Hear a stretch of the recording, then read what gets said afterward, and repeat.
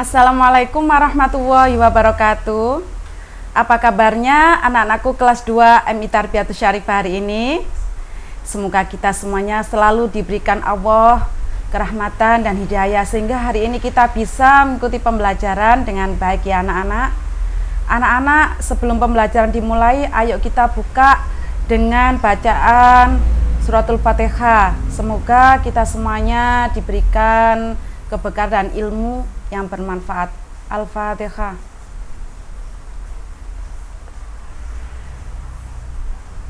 Terima kasih. Berjumpa lagi dengan Bu Ais dalam pembelajaran tematik. Hari ini kita belajar tema 5 pengalamanku. Anak-anak, setelah belajar hari ini nanti Bu Ais harapkan anak-anak bisa membaca teks puisi anak tentang alam dan lingkungan. Anak-anak, dalam kehidupan kita kadang merasa sedih, kadang kita merasa senang ya. Nah, perasaan sedih dan senang kita bisa ungkapkan dalam sebuah tulisan ya. Jadi kalimat yang indah, jadi sebuah karya. Nah, karya-karya kita bisa kita buat dalam bentuk puisi. Apa itu puisi anak-anak? Ayo kita pelajari sekarang ya. Puisi adalah salah satu ragam sastra. Anak-anak, puisi itu memiliki kata yang indah.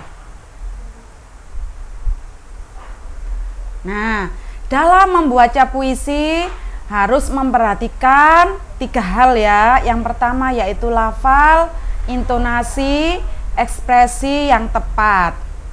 Lafal itu adalah cara mengucapkan sebuah kata dengan jelas. Maksudnya adalah huruf O, huruf E, huruf N, huruf vokal itu semuanya kita ucapkan dengan jelas. Kemudian intonasi adalah ketepatan pengucapan dalam irama kalimat. Ketika kita sedih, maka intonasi yang kita gunakan adalah rendah. Ketika kita senang, bahagia, maka bisa kita gunakan intonasi yang lebih tinggi dari dengan intonasi yang tadi yang perasaan sedih. Itu namanya intonasi. Jadi intonasi itu adalah tinggi rendahnya nada kita ya anak-anak. Kemudian ekspresi adalah mimik wajah dan bahasa tubuh. Kalau kita sedih, maka wajah kita harus juga ditunjukkan sedih ketika membaca puisi.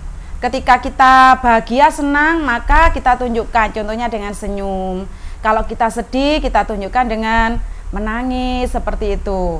Kemudian dengan bahasa tubuh, kita menggunakan gerak tangan, gerak badan, juga bisa dengan menggunakan gerak kepala kita. Nah, itu namanya ekspresi.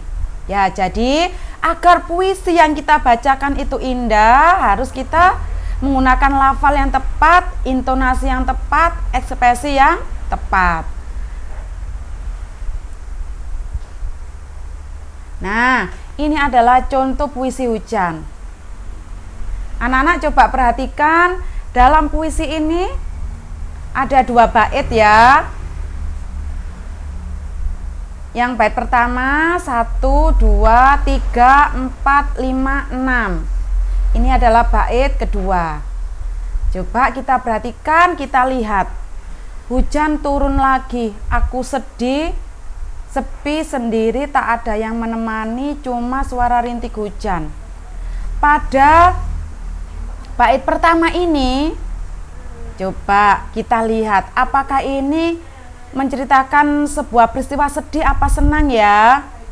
Nah, sepertinya bait pertama ini adalah tentang hati yang sedih. Ya, kalau kita sedih maka mimik wajah kita, gerakan kita juga harus kita tunjukkan dengan dengan raut muka yang sedih juga.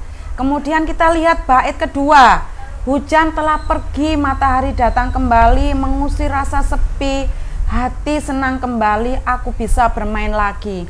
Nah, ini puisi menceritakan hati kita yang sedang gembira. Nah, kalau hati kita gembira, maka wajah atau mimik bahasa tubuh kita juga kita tunjukkan dengan bahasa yang senang, bahasa bahagia dengan tersenyum. Nah, kemudian lafal. Contohnya ya, hujan turun lagi. Nah, huruf U, huruf A, huruf I harus kita bunyikan dengan secara tepat. Jangan hujan turun lagi.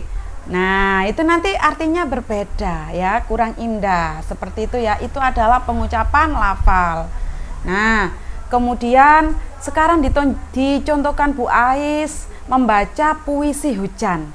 Nanti setelah melihat contoh dari Bu Ais harapkan anak-anak di rumah nanti bisa menirukan cara membaca puisi hujan ini dengan baik ya. Perhatikan contohnya Bu Ais. Tadi disampaikan Bu Ais bahwa bait pertama itu adalah menceritakan tentang kesedihan ya, sedih. Kalau yang bait kedua adalah rasa senang.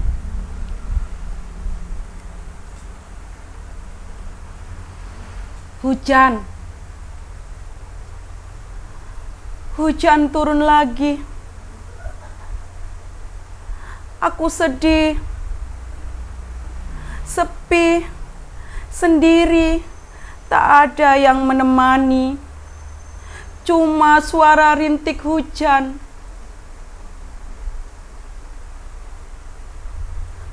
Hujan telah pergi. Matahari datang kembali. Mengusir rasa sepi. Hati senang kembali.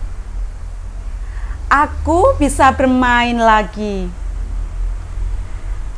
Nah, itu tadi contoh sederhana dari Bu Ais. Mungkin contoh yang diberikan Bu Ais kurang sempurna. Nanti bisa belajar lagi dengan mama dan papa di rumah, ayah dan bunda di rumah ya. Nah, anak-anak, demikian tadi contoh yang disampaikan Bu Ais. Semoga bisa bermanfaat bagi anak-anak ya. Nah, sedikit tugas dari Bu Ais. Yang pertama, nomor 1 sampai 5 silakan anak-anak dikerjakan di buku tugas ya. Yang keenam, bacalah puisi hujan tadi dengan lafal, intonasi, dan ekspresi sesuai dengan contoh videonya Bu Ais tadi. Silakan dikirimkan ke guru tematik masing-masing kelas ya. Nah, semoga yang disampaikan Bu Ais tadi bermanfaat bagi kita semuanya. Anak-anak semuanya, mari kita tutup kegiatan hari ini dengan bacaan hamdalah ya. Alhamdulillahirabbil alamin. Diakhiri Bu Ais, Assalamualaikum warahmatullahi wabarakatuh.